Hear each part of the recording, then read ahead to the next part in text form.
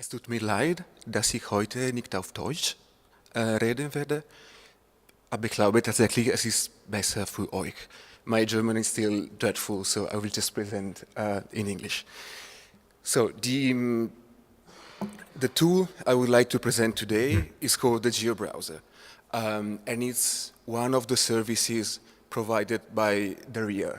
So I will just say a few words about DARIAH as a project. The German Archaeological Institute is participating to DARIAH, and DARIAH means digital infrastructure for research in the arts and humanities. You can find this leaflet on the table over there. Please pick one, and there is a brief explanation of what DARIAH does and is. But basically, it's trying to build an infrastructure for research, providing some services and tools, and organizing conferences and workshops about doing research with digital tools in the arts and humanities. And the Geo-Browser is one of these tools offered by the DARIAH infrastructure.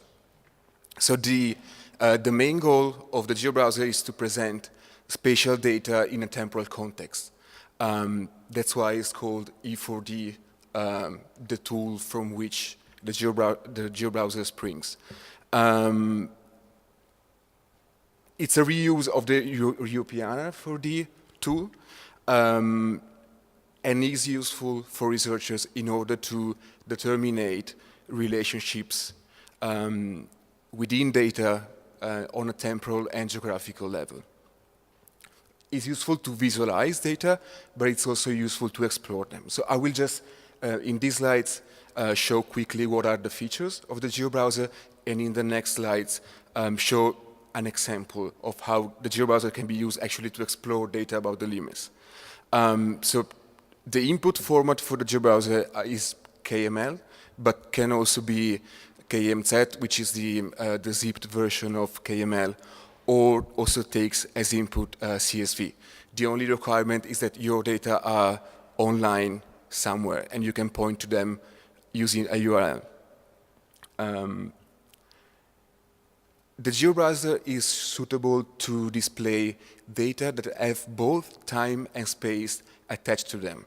If you only have data with either space or time, then it's not really the tool you need to visualize and explore your data.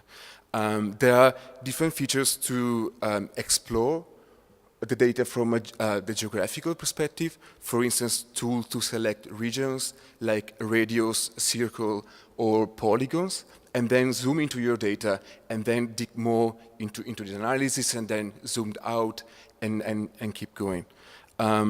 You can do the same with the time. So you can select a time span, for instance, of, let's say, 50 years, and then run this time span through your data and see how your data change over time. And you can do this also by means of nice animations to visualize them in a more helpful way. Then you can select different maps to provide a better context for your data. So if you're looking at ancient data, you might want an ancient layer underneath. And one feature that we are testing right now is to display overlay maps. So you'll be able to show a scanned map and on top of this to plot your geo and temporal data. Another interesting feature is to compare multiple data sets at the same time. So you can load multiple data sets as here is shown, and then see the differences or see the patterns with respect to time and space. And then, as I said, select time spans or zoom into the map to better understand your data. This is the features of the Geo-Browser in a glance. In DARIAH, then we try to, with the data provided by the DARIAH partners, to display them and to see how they can be used with a Geo-Browser. So there was, for example, the Totenbuch project that has been mentioned already by Elton in relation to Pelagios, and they exported to KML and then imported into the Geo-Browser data.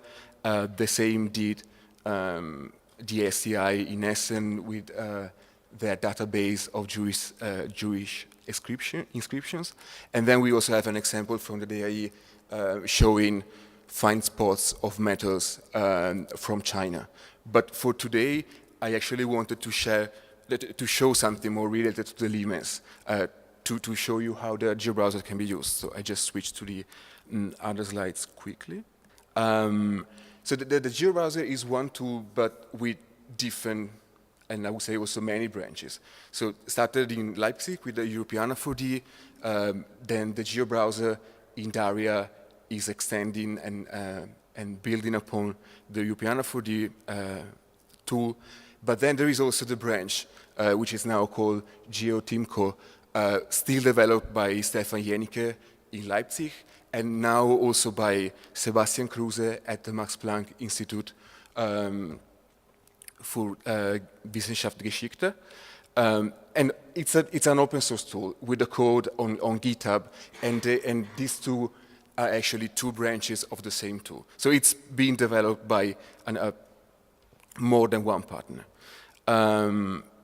As I said, it's a tool for exploratory research when you have data having time and space and you want to explore them.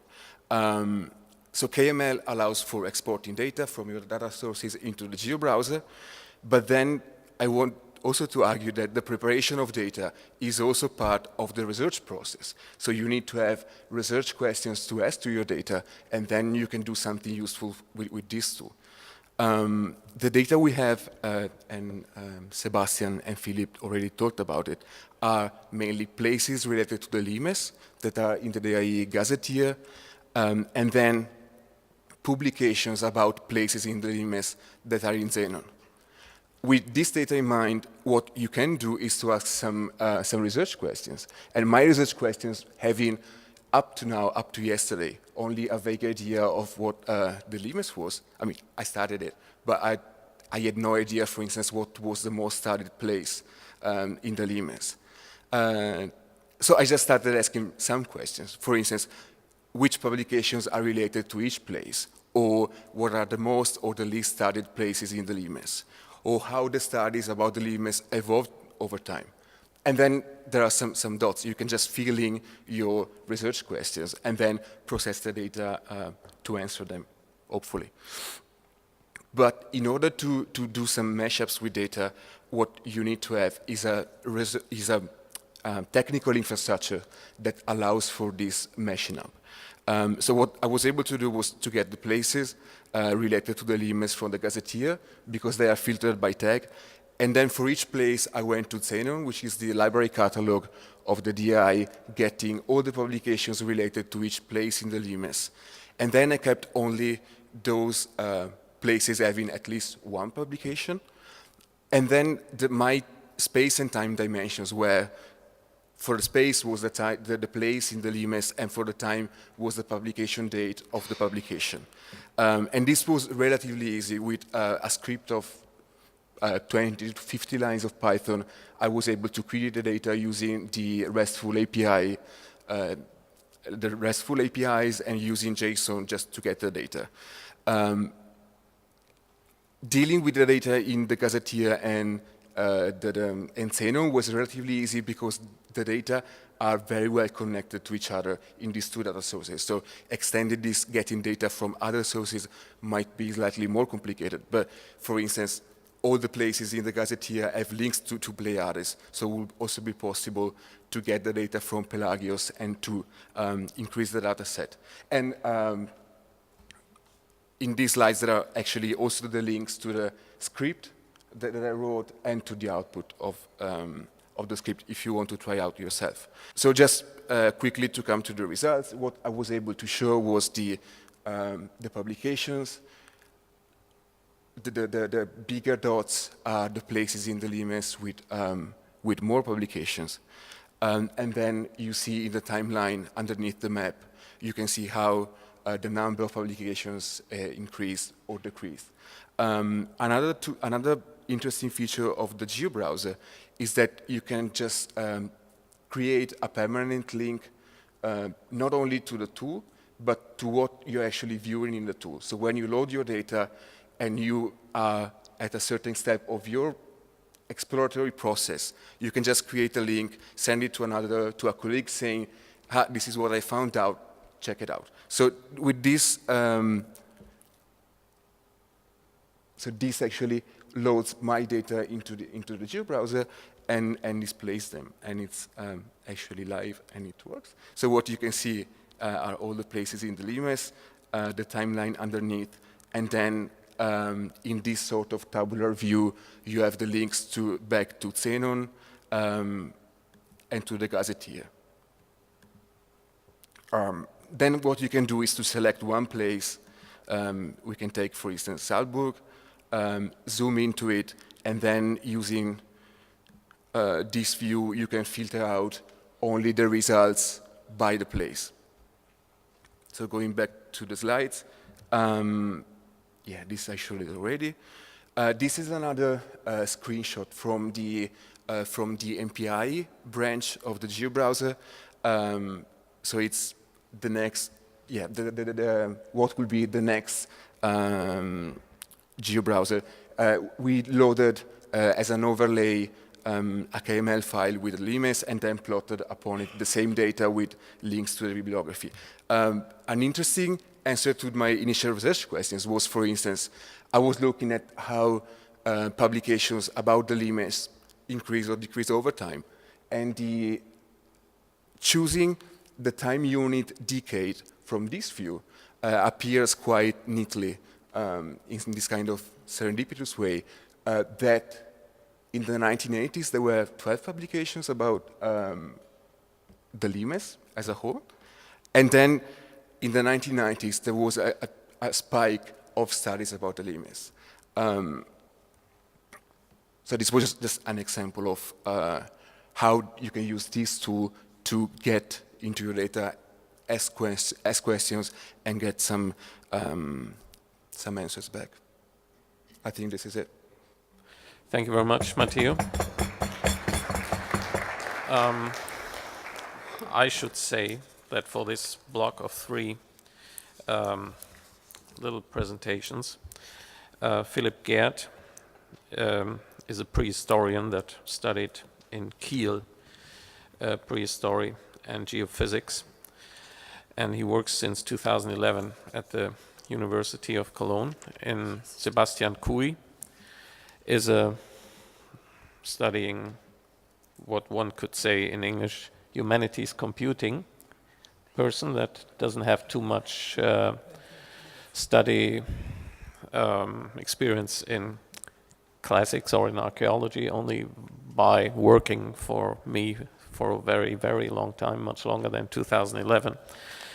And Matteo is coming, or we got him out of King's College, London, and he's studying there digital humanities. All 3, naturally, probably don't dwell on research questions about the limes. They were dwelling on how to represent information available in certain sources which may be comprehensive or not. And I think everybody does that.